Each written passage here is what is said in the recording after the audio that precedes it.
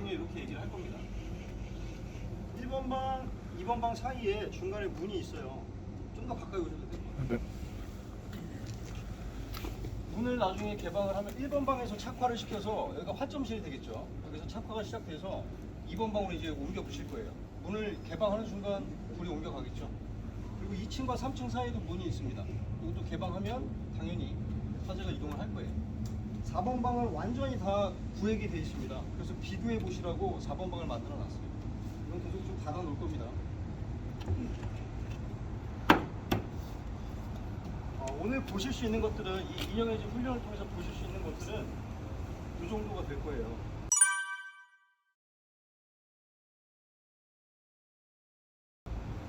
이거는 사실 환경에 따라서 바람이 많이 불거나 습도가 높거나 라고 하면 구현이 잘 안 되지만 오늘은 날씨가 굉장히 좀 좋은 것 같습니다. 이 정도 날씨고 바람도 안 부는 이 정도의 그 환경이면 구현이 잘 될 것 같아요. 바람이 나면 뭐죠? 성장기, 세성기, 쇠퇴기까지 그렇게 화재의 어떤 일생을 보게 되실 거고요. 그 다음에 화재 기류가 있습니다. 층류라고 하는 게 있고요, 난류라고 하는 게 있어요. 층류는 예를 들어서 이렇게 구획이 있다라고 하고 문이 있겠죠. 옆에서 본 겁니다. 층류는 이렇게 빠져나오는 기류의 형태예요. 평평하죠. 그래서 뭐 영어로 라미나 플로우라고 부르는 어떤 기류가 형성이 됩니다. 이거는 초기 화재 때 형성되는 기류예요. 난류가 있습니다. 난류는 뭐냐면 소용돌이 치죠. 이렇게 이런 식으로 소용돌이 쳐서 나오는 기류가 있어요. 이거 이제 중기, 후기로 가면 화재 성상이 이렇게 바뀝니다. 연기 색깔도 바뀌고요. 그래서 연기의 모양과 색깔을 통해서 화재가 어느 정도 발달했는지까지 우리가 판단할 수 있는 거죠. 그리고 양방향 기류와 단방향 기류가 있습니다. 예를 들어 볼게요. 3번 방과 2번 방을 다 닫아놓은 상태에서 1번 방에다 불을 붙이게 되면 이거는 양방향 기류가 형성될까요? 단방향 기류가 형성될까요? 이거는 양방향 기류라고 부릅니다. 왜냐하면 하부로 급기가 되겠죠. 상부로는 연기가 빠져나올 겁니다. 배기가 될 겁니다. 그래서 양방향으로 기류가 흐른다고 해서 양방향 기류라고 부르고요. 제가 2번 방 개방과 3번 방 개방을 통해서 2번 방을 닫아놓고 3번 방만 열어놓으면 이건 이제 단방향으로 바뀌어요. 급기, 배기. 이런 기류가 굉장히 우리 대원들한테 위험합니다. 현장에서. 이런 것들 좀 주의해서 봐주시면 좋을 것 같고요. 중성대를 봐주실 수 있어요. 중성대는 1번 방에서 형성이 될 겁니다. 급기 50%, 배기 50%, 압력이 균형을 이루는 층이 아마 보실 수 있을 거예요. 그거를 우리가 중성대라고 부르죠. 그리고 중성대가 지나가고 나면은 롤오버가 시작이 됩니다. 상부에 이렇게 채우고 있는 기체가, 가연성 기체가 발화점에 도달하면 점화를 할 겁니다. 그걸 우리가 롤오버라고 부르고요. 그것도 관람하실 수 있고요. 그 다음 그 발화점이 밑으로 이동을 해서 하부에 있는 가연물까지 영향을 미치게 되면 그걸 우리가 플래시 오버라고 부릅니다. 그 다음에 구획실의 화재 통제를 어떻게 할 것이냐. 산소의 양을 통제하는 방법이 있고요. 또 우리 주수 기법 있죠. 화재 능력 2급에 있는 쿨링 기법, 3D 냉각 기법이라고 부르는데 그걸 통해서 유효하게 통제하는 것들을 좀 보여드릴 거예요. 여기 관창이 있지만 이걸로 뿌리지는 않을 거고요. 이 분무기를 관창이라고 가정해서 이걸로 좀 구현을 해보겠습니다. 그리고 토치램프 효과라는 효과가 있습니다. 제가 3번 방을 나중에 개방했을 때 화염의 크기가 3번 방에서 제일 길고 크게 형성이 됩니다. 그거는 기류가 전부 다 3번 방 쪽으로 이동하니까 그렇죠. 상부로 이동하니까 그렇습니다. 그래서 화염의 길이가 길어졌다라고 해서 토치램프에서 나오는 여기서 나오는 어떤 화염의 길이와 비슷하다라고 해서 토치램프 효과를 부르고요. 특별히 단방향 기류 환경에서 토치램프 효과가 발생을 합니다. 굉장히 위험하죠. 그러니까 그쪽에 3번 방 쪽에 우리 대원이 있었다라고 했을 때는 굉장히 위험해지는 겁니다. 그래서 개구부를 함부로 열면 안 되겠다. 좀 그렇게까지 좀 접근해 볼 수가 있겠고요. 코안다 효과가 있습니다. 1번 방에서 기체가 이렇게 분출을 할 텐데 기체가 45도 각도로 이렇게 뻗어나가는 게 아니라 건물과 벽면을 붙어서 이렇게 위로 올라가요. 그러니까 이게 코안다 효과입니다. 그래서 상부 쪽으로 왜 화재가 연소 확대가 빨리 진행되는 것이냐 그거에 대한 좀 설명이 될 수 있겠고요. 마지막으로 화재가스 발화라고 하는 FGI 이 현상도 보실 수 있고요. 마지막으로 백드래프트로 그렇게 마무리를 지려고 합니다. 특별히 이 두 개를 좀 머리에 넣으시고 같이 계속 좀 이야기를 나눠보고 싶어요. 다 알고 계신 연소의 3요소입니다. 가연물, 산소 공급원, 점화원 이렇게 알고 계시죠. 근데 다른 나라 우리 외국 다른 나라 소방관들은 이걸 뭐라고 부를까요? 우리나라 말로 가연물 산소 공급은 점원이라고 부르지 않겠죠. 영어로 부를 텐데 가연물을 뭐라고 부를까요? 가연물은 퓨얼이라고 불러요. 연료죠. 가연물이라 했을 때의 느낌과 연료라고 했을 때의 느낌은 좀 다릅니다. 일단 명칭을 뭔가 딱 얘기했을 때 머릿속에 이미지가 그려지기 마련이죠. 가연물 하면 저 같은 경우는 뭐 책상, 의자, 옷장, 침대 이런 것들이 떠올라요. 근데 연료라고 하는 순간 액체 가연물, 기체 가연물 전부 다 좀 포함되는 확장되는 개념이 될 것 같아요. 산소 공급원은 뭐 산소고요. 점화원은 뭘까요? 점화원의 실체가 뭘까요? 뭘 점화원이라고 부를 수 있을까요? 이거는 이렇게 부릅니다. 히트, 열이죠. 열 에너지. 열 에너지가 점화원의 실체입니다. 그래서 굳이 불꽃이 없어도 발화점에 도달하면 기체가 연소하듯이 열만 있으면 점화할 수 있는 겁니다. 이거 가지고 계속 얘기할 거예요. 어디를 통제하던 간에 한구탱이를 삼각형 모서리 한구탱이를 통제하고 무너뜨릴 수 있다면 화재가 더 이상 발달할 수 없습니다. 또 다 알고 계신 화재의 어떤 성장 그래프인데 시간축, 온도축이 있습니다. 우리가 대부분 그 소방관들이 개입하지 않았을 때는 그래프가 이렇게 종형 그래프가 나오죠. 발화기, 성장기, 최성기, 쇠퇴기로 떨어지는 이런 그래프가 나옵니다.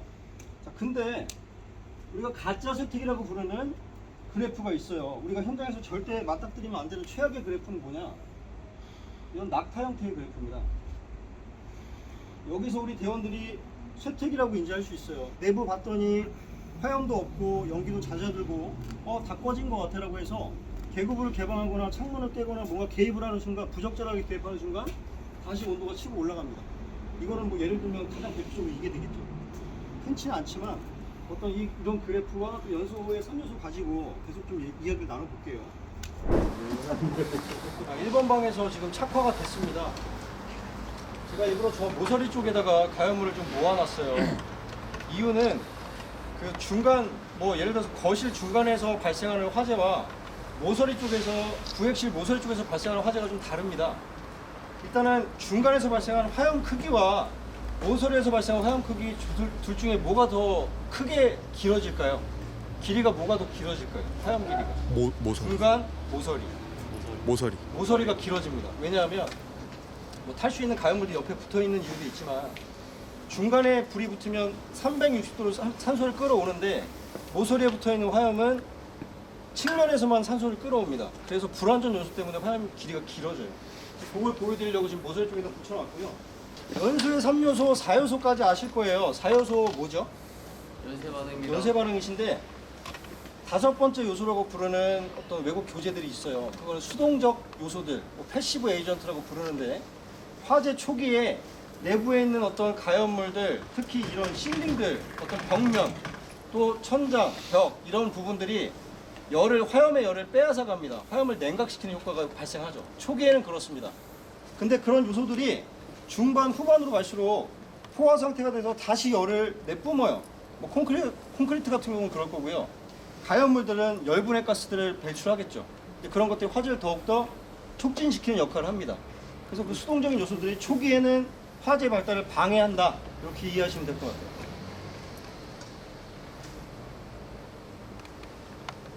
지금 잘 보이실지 모르겠습니다. 저는 옆에서 보이는데 아까 말씀드린 층류가 보여요. 연기 색깔이 지금 어떤 색에 가깝죠? 좀 흰색에 가깝죠. 자, 이거는 뭐 가연물마다 다른데 그 가연물이 열분해가 되면 열분해 가스들을 생성을 합니다. 대표적으로 뭐 이런 가스들일 텐데 초기에는 색깔들이 흰색에 가까워요. 그리고 말씀드린 대로 층류가 발생합니다. 깔끔하게 이렇게 쭉 빠져나오죠. 난류 없이. 그런 징후로 봤을 때 연기 색깔과 연기의 흐름 모양만 보셔도 아 이게 화재가 어느 정도 발달했는지 우리가 판단해 볼 수 있는 어떤 지표가 될 수 있습니다. 지금은 초기라고 볼 수 있죠. 화재 초기인데 내부에 진입할 수 있을까요? 없을까요? 가능하겠죠. 제가 맨손이지만 하부 쪽은 진입할 수 있습니다. 상부는 굉장히 뜨거워요. 제가 이 고형 연료를 1번 방 입구 쪽에다 내려놓을 겁니다. 이거의 역할은 플래시오버 순간을 보시기 위해서 그런 거예요. 이게 하부 쪽에 있는 가연물이라고 가정했을 때 뭐 소파 정도로 가정해 볼게요. 이게 연소하는 순간이 우리가 인식하는 플래시 오버 순간이 되는 겁니다.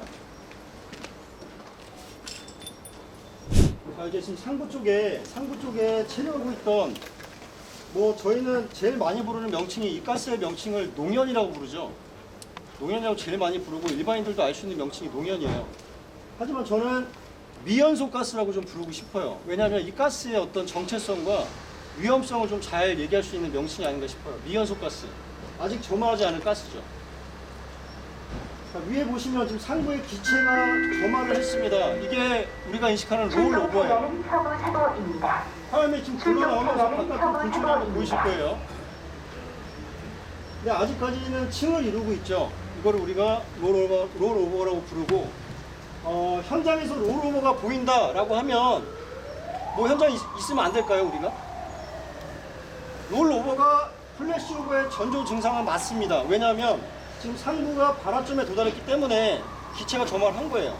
그럼 이거는 다시 하부 쪽으로 복사를 내뿜어서 하부에 영향을 미칩니다. 하부 쪽이 다 연소가 됐을 때 우리가 플래시오버라고 부르죠. 그래서 전 단계는 맞는데 충분히 롤오버 단계에서 우리가 통제할 수 있습니다. 내부에서 통제할 수 있어요.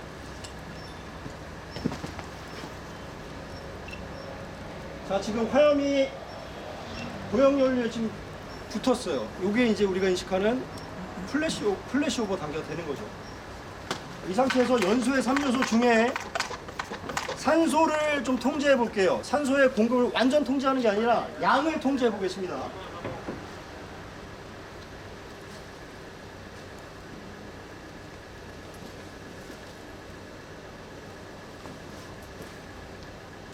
자, 지금 1번 방으로는 계속 급기가 되고 있을 겁니다. 지금 뚫려 있잖아요.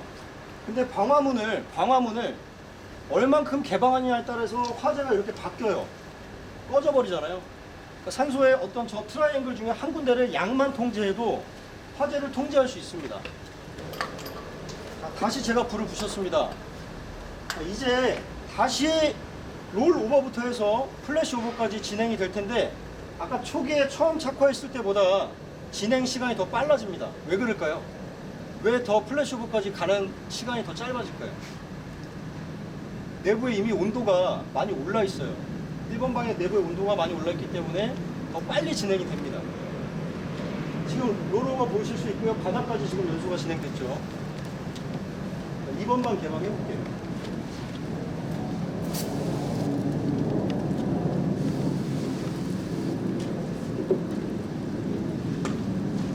자, 2번 방이 개방됐습니다. 제가 그럼 아까랑 똑같이 1번 방의 산소의 양을 좀 통제해 볼게요.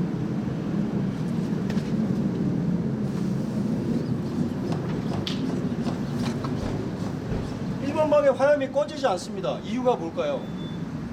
지금 2번 방 쪽으로 급기가 되고 있기 때문에 공기가 다른 길을 찾았습니다. 그래서 1번 방의 화염이 꺼지질 않죠. 3번 방 개방해 볼게요. 지금 1번과 2번 방 사이에 지나가는 어떤 방화문이 열렸다라고 좀 이해를 해보시면 좋을 것 같아요. 자, 지금 화염의 길이가 3번 방에서 분출하는 화염의 길이 보이시나요? 이게 지금 어떻게 보면 단방향 기류로 바뀐 겁니다. 한쪽 방향으로 기류가 흘러가죠. 그래서 그쪽 맨 위쪽 상부 쪽이 화염이 제일 길어집니다. 만약에 대원이 지금 3번 방 쪽에 있었는데 계급부가 딱 개방이 되는 순간 굉장히 좀 위험에 빠지게 되겠죠. 이런 것들까지 어떤 현장의 환경들, 기류가 어디로 흘러가는지, 화염이 어디로 진행되는지까지 이해하고 우리가 좀 전술을 펼치면 더 유효할 것 같습니다. 자, 이 상태에서 2번 방을 닫아볼게요.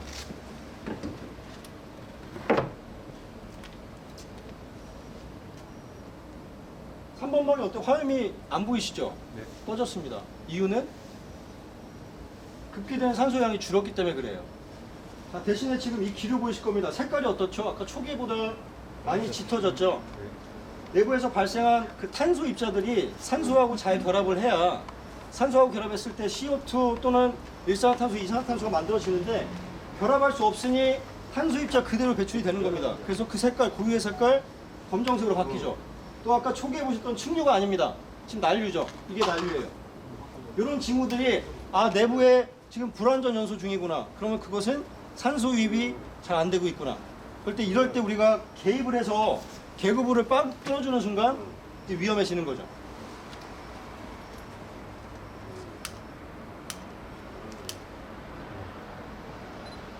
불 붙은 거 보이시나요? 네. 이거만 봐도 이 미연소 가스가 우리가 농연이라고 부르는 것들이 저 연소의 3요소 중에 가연물 역할을 할 수가 있어요. 연소의 생성물이지만 이게 다시 점화를 합니다.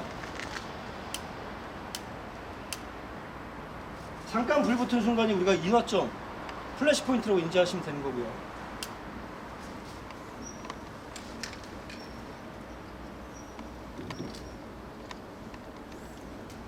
화염이 계속 유지가 되죠. 3번 방에. 이게 이제 파이어 포인트, 연소점이 되는 거겠죠. 그러니까 충분히 3번 방에서 배출되는 기체들은 연소 범위 안에 유효하게 들어와 있는 가연성 기체고요. 아까 말씀드린 미연소 가스입니다. 근데 이미 점화가 됐기 때문에 미연소 가스다 이렇게 부를 수는 이제 없겠죠. 그래서 외국에서 교육할 때는 머리 위에 이런 기체들이 체류하고 있다고 하는 것은 머리 위에 휘발유가 떠 있는 거랑 똑같다라고 가르쳐요. 그래서 그것을 통제하지 않고 그냥 현장에 진입해서 확정까지 가는 것들을 굉장히 금기시합니다. 계속 통제할 필요가 있는 거죠. 가연성을 떨어뜨리면서 위험성을 떨어뜨리면서 내가 원하는 목적지까지 접근을 하는 거예요. 이 이유 때문에 그렇습니다. 자, 그럼 제가 이걸 잠깐 통제를 해볼게요. 아까 말씀드린 구획실 그 기법들이 있습니다. 미세하게 잘게 쪼개진 물방울들을 뿌려서 열 기류에 뿌려서 전부 다 냉각을 시키고 또 발생한 수증기를 가지고 질식을 시키는 거예요. 구획을.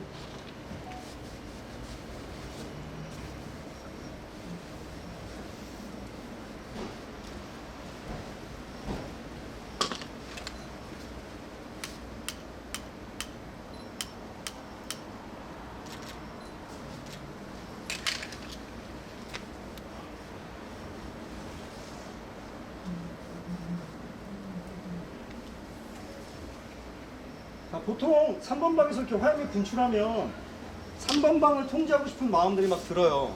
근데 최초에 발생한 열기류가 발생했던 최초에 착화했던 곳을 통제하는 1번 방을 통제하는 게 제일 유효합니다. 또 화염이 벌써 종식이 됐어요.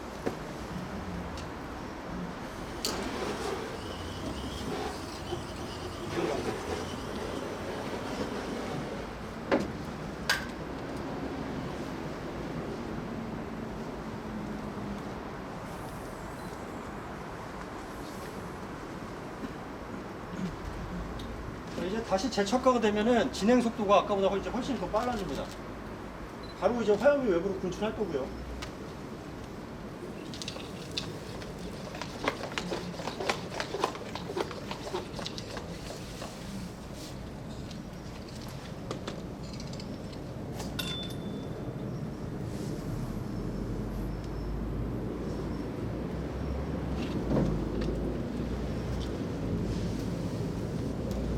그래서 구획실 진입할 때 문을 얼만큼 개방하고 들어가냐도 굉장히 중요한 부분이에요.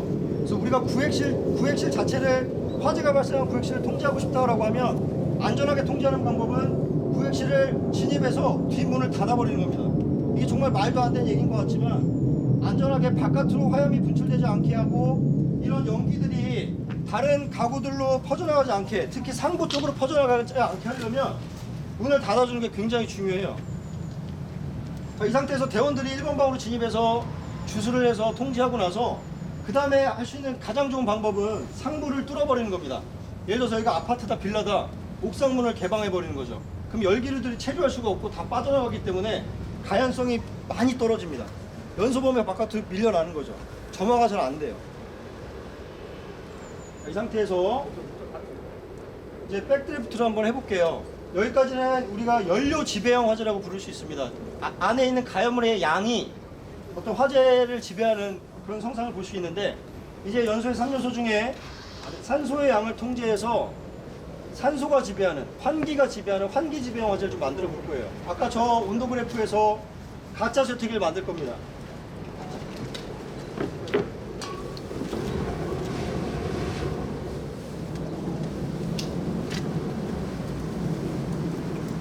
이게 지금 화재 압력 때문에 바깥으로 화염을 밀어내죠.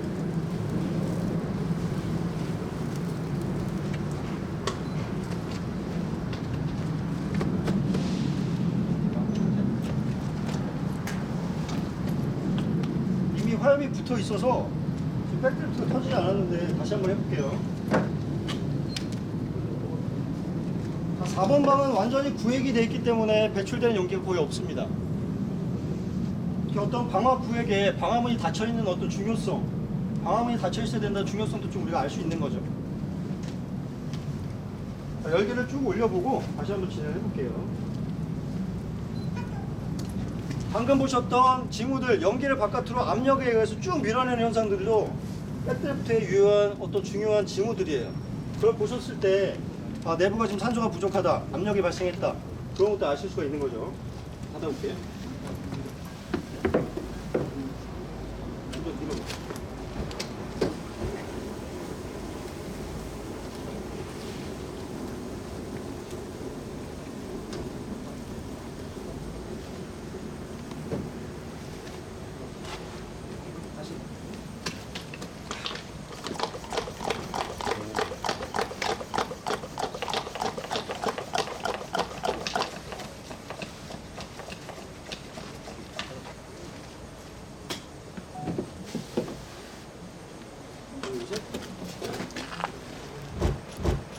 이게 백드래프트죠. 이게 백드래프트죠.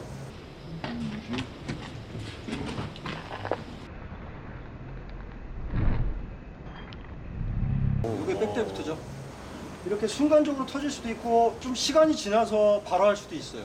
그건 알 수 없습니다. 구획실의 크기, 가연물의 양, 또 내부에 체류하고 있는 미연소가스의 어떤 높이, 여러 가지가 좀 작용할 수가 있습니다. 다시 한 번만 보여드릴게요.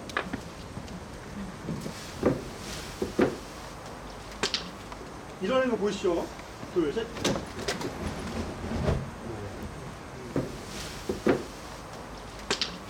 일어나는 거 보이시죠?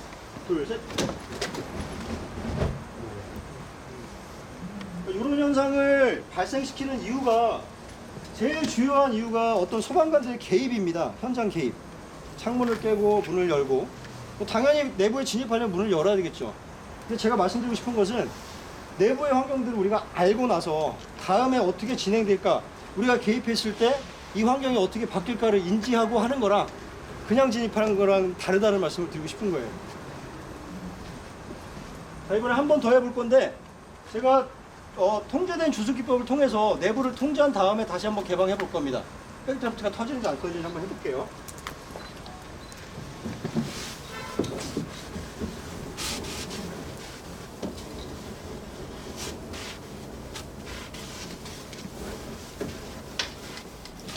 이번 바꿔.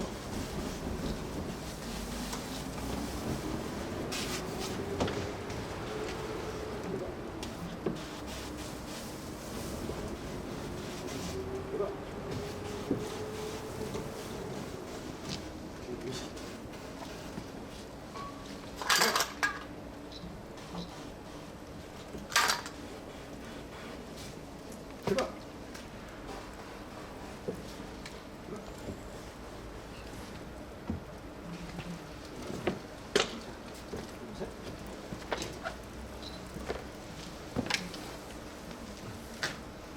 안 터지죠. 이유는 아까 제가 산소를 통제한 것은 똑같습니다. 백드래프트의 환경은 똑같았는데 내부에 주수한 것 뿐이에요. 그렇게 많이 주수하지도 않았어요. 현장에서 우리가 많이 하는 실수가 물을 많이 뿌리는 겁니다. 그러니까 개방된 공간에서는 상관없겠죠. 어디 비닐하우스 화재나 뭐 개방된 뭐 야적장에서 화재, 물을 많이 뿌려서 냉각시켜서 소화하는 거 맞습니다. 근데 이런 구획실, 빌라, 아파트, 어떤 뭐 지하층 이런 곳에서는 내가 물을 많이 뿌리는 순간 소방관이 나도 여기 있잖아요. 그 환경 가운데 있잖아요. 그럼 뿌린 물들이 전부 다 기화하면서 수증기가 됩니다. 그 수증기에 의한 그 화상이 제일 많아요. 그거는 방화두건도 막아줄 수가 없습니다. 수증기이기 때문에. 그래서 물을 많이 뿌리는 것보다는 유효한 화재를 빨리 종식을 시키고 배연을 해주는 게 제일 좋아요. 자, 그리고 한 가지 마지막으로 말씀드리고 싶은 것은, 우리가 방수포를 주수를 할 때, 예를 들어서 3번 방에서 화재가 발생했다고 해볼게요. 방수포 주수할 때 목표 지점을 어디로 둬야 될까요? 화염 또는 천장 또는 벽, 어디가 좋을까요? 천장이 좋습니다. 천장에 주수를 하면 여기서 이렇게 비산돼서 이렇게 떨어집니다. 이렇게 떨어뜨리는 게 제일 좋은 방법이에요. 그래서 내부에 불을 완전히 꺼버리겠다가 아니라 내부의 저 미연소 가스의 가연성을 쭉 떨어뜨리고 나서 그 다음 대원들을 진입을 시키는 거죠. 이게 방수포의 주 목적이고, 이건 굳이 방수포가 없어도 우리 40mm 소방호수 관창 가지고 직사로 그냥 뿌려주면 되는 겁니다. 진입하기 전에, 대원들 진입하기 전에. 대원들 진입하고 나서는 이렇게 하면 안 되죠. 이게 다 수증기가 되기 때문에 굉장히 위험해집니다. 여기까지 좀 추가로 말씀드리고요.